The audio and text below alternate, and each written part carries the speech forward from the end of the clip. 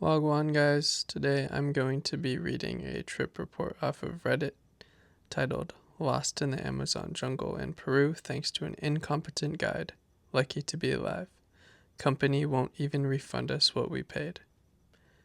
This is off of Reddit/travel and it's written by Happy Bookkeeper 7933. I'll post it in the description. Here we go. My brother, 21 male, and I, 27 female, have always wanted to do a trip into the jungle, so planned an entire itinerary in Peru around doing so. We looked at a few different online tours and booked a 2-night tour, leaving from Iquitos and going into the Amazon. The tour was one of the less luxurious options but had very good reviews, so we felt it was a safe choice.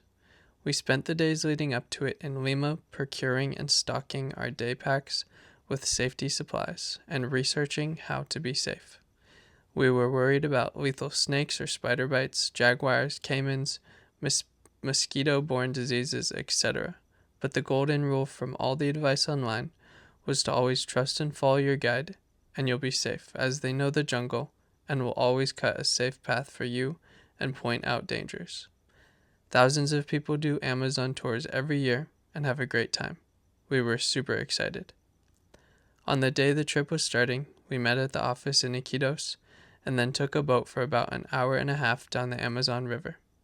The small group doing our tour included our guide, Peruvian 35 male, but seemed to speak good English, a young girl who seemed to serve no purpose except to accompany him, and a mother and daughter, 55 female and 30 female, the latter of which spoke fluent English and Spanish.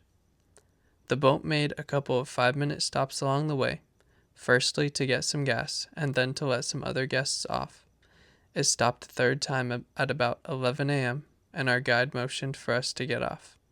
We thought we must be starting the tour, so picked up our bags, but he told us to leave our bags on the boat. We assumed this was another 5-minute stop. We asked if we needed our gumboots and he said no. We followed him off the boat. When we get up the riverbank, he looks at our empty hands and asks, "Do you not have any water?" We were extremely confused, as he had told us to leave our things on the boat and hadn't explained what we were doing. He says, "Don't worry, we are just doing a short 20-minute walk down the track to a local village, so you'll be fine." The guide didn't have any water either. My brother and I are a bit concerned, but by the time we turn around, the boat has already left with our stuff, including our water, carefully chosen repellent, etc. So we trust that we only have a short period of walking, and we will follow the guide down the track into the jungle. The first 20 minutes are lovely, and the guide is exemplary of what we had read online, pointing out interesting insects and telling us which ones to avoid and showing us the safe places to step. At some point, though, he leads us off the track and into the deep jungle. I'm completely unconcerned and assuming this is all part of the plan. He tells us later that this is because he came across a large fallen tree over the track and we had to go around it. Things start to go a bit awry from here. We walk through the deep jungle for an hour or so, and our guide is becoming less responsible. He's charging ahead and leaving us to cut our own path. He doesn't have a machete or delicate instructions of where to step, like the guides we read about online.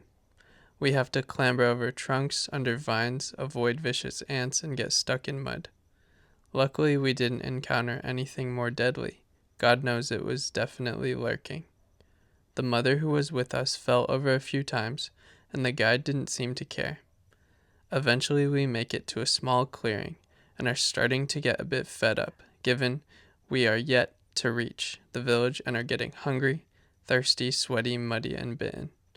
But we are relieved to be out of the thick forest. The clearing has a basic bamboo shelter and a little stream with 2 small aluminum boats. Is this the village?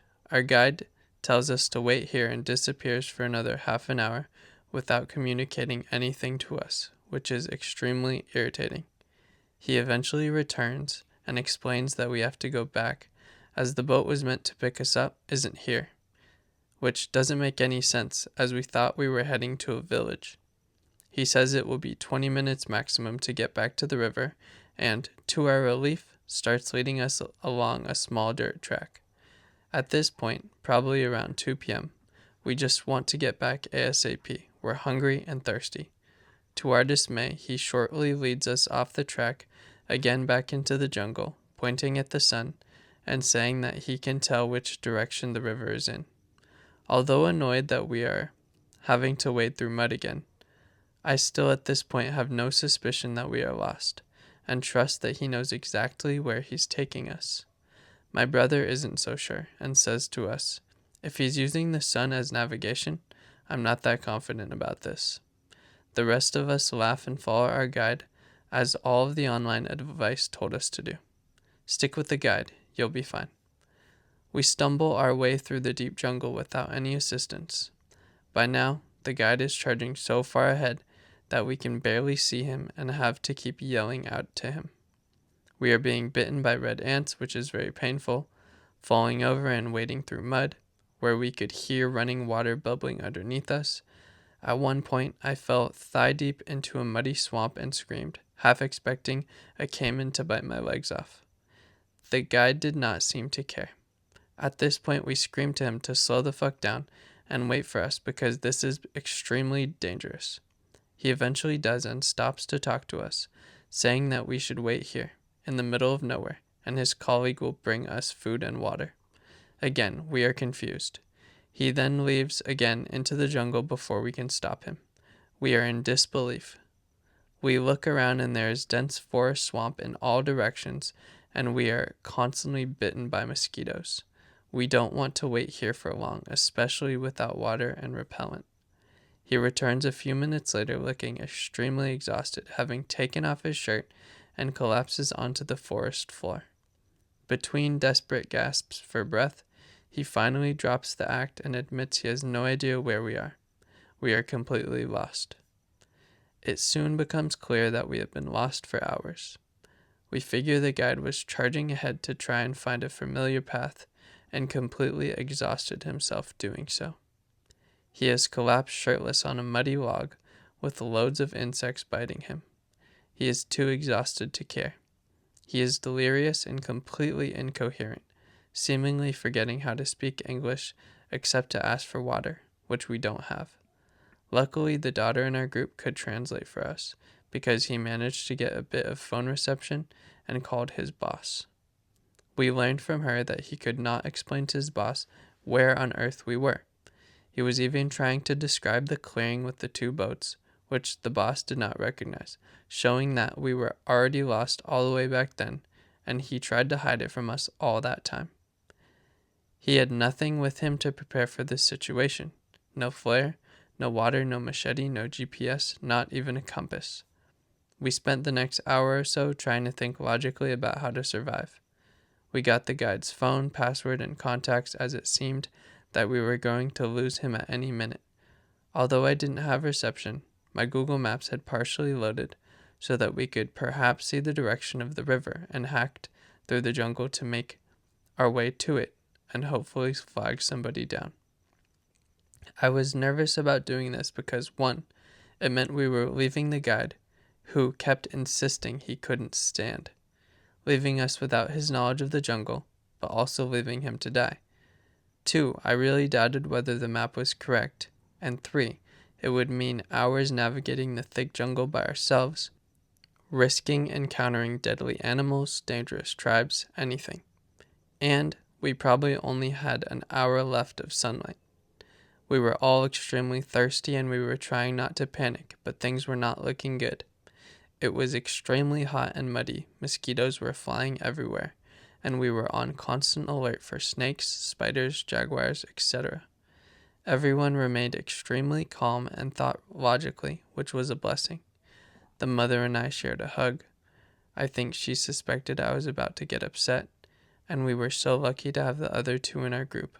But it was looking like we were going to have to try and survive the night or longer in the Amazon jungle without water, without a guide, and without any of our supplies. The daughter then manages to get a bit of reception on her phone and can speak directly to the boss herself, although we still have no way of describing our whereabouts. We send him a screenshot of my half-loaded map image. She contacts her boyfriend and tells him that she will likely die in the jungle and that she loves him, but can he please contact the authorities ASAP? We ask our guide what the emergency number in Peru is, and he brazenly refuses to tell us. I guess because he was worried about getting in trouble. So does his pointless girlfriend. We discuss our options, including the risk of leaving the guide behind, as he is still refusing to move or offer any advice despite our pleas. We eventually decided that, because the sun is going down, and because of the risks associated with trying to get to the river, we are safer trying to go back the way we came, and at least find the dirt track, which is safer from nature than the deep jungle, and which also has a better chance of someone coming along the track and finding us. My brother is confident that he can remember the way back. I'm not. The guide, realizing that we were about to leave him here on his own, gets a new lease of life, and we are able to heave him to his feet. He stumbles ahead behind my brother, and I'm at the back with the other 3 girls. We are all trying not to break down.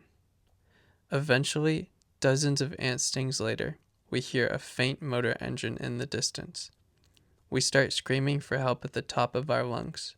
To our dismay, it sounds like it has gone past without hearing us, but then we hear the noise stop. We keep screaming for our lives until, a few minutes later, we hear voices coming towards us through the jungle. We start crying with relief. 6 villagers reach us, drag us back through the jungle, and load us onto a tray on the back of a motorbike with water and biscuits. We learn that they are from one of the jungle villages who were contacted to go out looking for us, which is why they were on the track. I think by now it's about 4 p.m.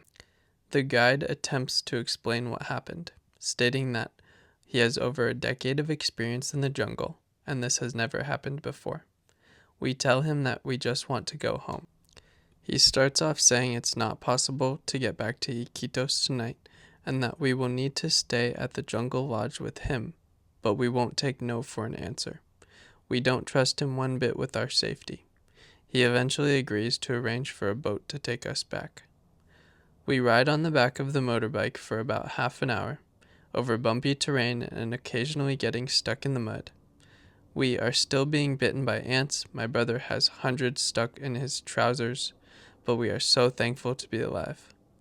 On our journey back, we learned that my map image was completely wrong, and that it seemed to be a snapshot of my last downloaded location many hours ago. We also learned that the villagers on the bike didn't hear our screams over the motor. One of them happened to fall off at the exact right time, so they stopped the bike to let him back on, and that's when they heard us. From speaking to locals and looking online, it seems like this is the first time a guided tour from Iquitos has got lost in the Amazon. We eventually got back to the office expecting apologies and compensation. Obviously, the money is not important at all when compared to our survival, but, to our huge surprise, the boss said we couldn't get our money back because it's already been spent on the lodge. We argued, and he eventually agreed to give us some in cash back now and another portion later to our bank account, but we won't see that in our account for a couple of weeks, and even then it would only be a bit over half what we paid. He basically called our bluff on bringing them to justice. He only gave the other 2 about half of theirs back as well. We ended up giving up as he was being pretty menacing and we felt unsafe and just wanted to get the next flight out of there. Of course, we plan to write a bad review for the company, but we want to see the money first, although might cut our losses on that. We just feel like it's perverse that we were left to die in the jungle in extremely dangerous circumstances, and it was completely the fault of the company that we put our trust in. They were severely negligent sending us with an incompetent guide without any supplies for the worst case scenario, which is what eventuated. It was an absolute death trap. We are still very shaken by the whole experience.